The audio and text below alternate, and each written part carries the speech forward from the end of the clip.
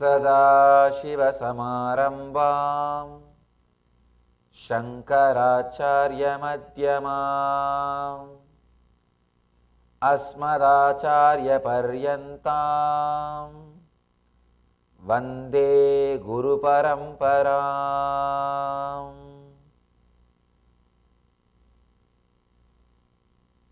Intensity. Patanjali is a great master. He never uses too many words. He uses minimum number of words to explain any concept. Even for Asamprajñāta Samadhi, he uses in only one sutra. He just uses one sutra. Shraddha Virya Smriti Jnana Prajñā Itaresham Purvaha. Just one sutra. He finishes the Asamprajñāta Samadhi. But for intensity, he is writing two sutras. Then understand the importance of intensity in your life. I want you to understand the intensity from all its dimension. One, intensity in spiritual understanding towards enlightenment. Intensity in what you call external world, health, wealth, relationship, whatever you call. Third, intensity as a lifestyle. Please understand. Intensity in the internal world, intensity in the external world, intensity as the lifestyle itself. Yesterday I was introducing the concept of intensity with some of the examples from Ramakrishna.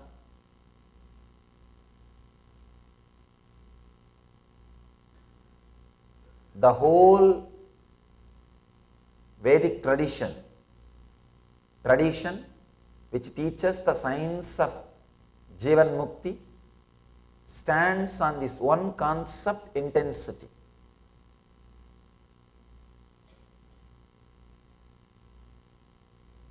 Actually, after many requests from many of my close disciples, I have started writing my autobiography. And I dictated many incidents and told some of my disciples to analyze my own life. I told them, find out what is the quality which is a undercurrent in my life, so that we will name the book based on that quality. What is the quality? I asked some of my senior disciples to analyze, study, contemplate, analyze, because I myself can't look. I lived it. Only the people who understand from outside can catch the thread, the underlying quality. After a few days of analysis, all of them came to one conclusion. Usually the disciples don't come to one conclusion. It is very difficult for these disciples to come to the same conclusion, because any time there is a discussion, means who shouts loud or whose presence is heavy, who is violent, he wins. That's the way everywhere things goes on. That's the way. That is why the truth can never be achieved by discussion.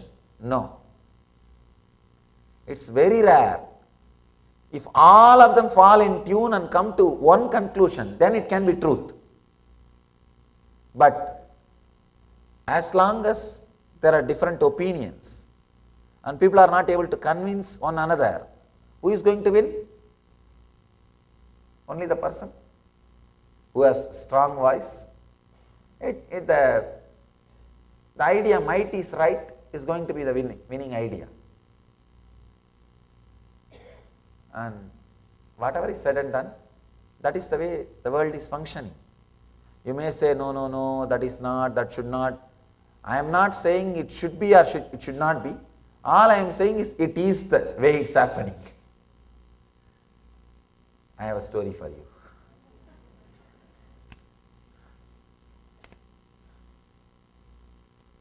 A cowboy strolled out of a saloon, ready to ride out of town, but he saw that someone had painted his horse green from head.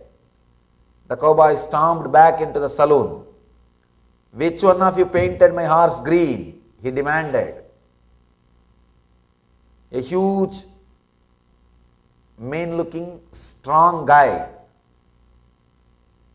raised out of his seat and said, I did. Immediately the cowboy said, right, just letting you to know the first coat is dry.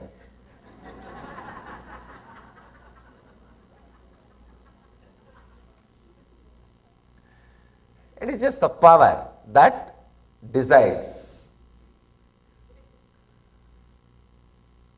That is why the Pandits who go on argue without practicing never come upon the truth, never live the truth, never reach the truth. I was surprised. This group of intellectuals can come to a conclusion anonymously. That was very surprising. All of them came to the conclusion that Swamiji, the undercurrent of your whole life is only one concept, intensity. Whatever you did, intense. I can't say whatever I did was right or wrong, whatever I did was yoga or karma or bhakti or jnana. I don't know all that. I lived all various dimensions. But one thing was undercurrent, that was intensity.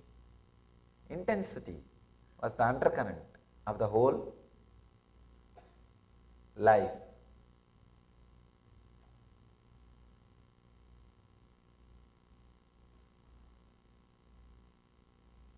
When you are intense, you just recreate your body, recreate your being. People come and ask me, Swamiji, is our life predestined or we have the ability to recreate, we have the freedom? Please understand, these are all the FAQs, frequently asked questions. Wherever I go, these questions will be put. Whether it is predestined or freedom, our freedom. Please be very clear. Even if you think it is predestined, you only destined before by your past decisions. Understand this one science. Here is an object. I have two hands. Now I have a full freedom to pick up that object through this hand or through that hand. But the moment I picked up that object with one hand, now one hand is bound. So my bondage comes because of my free decision.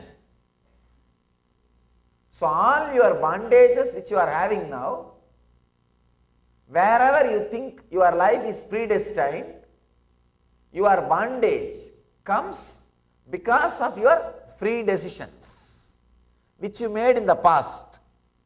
For example, you have 2 feet. Now you have the freedom to lift any 1 feet, right or left.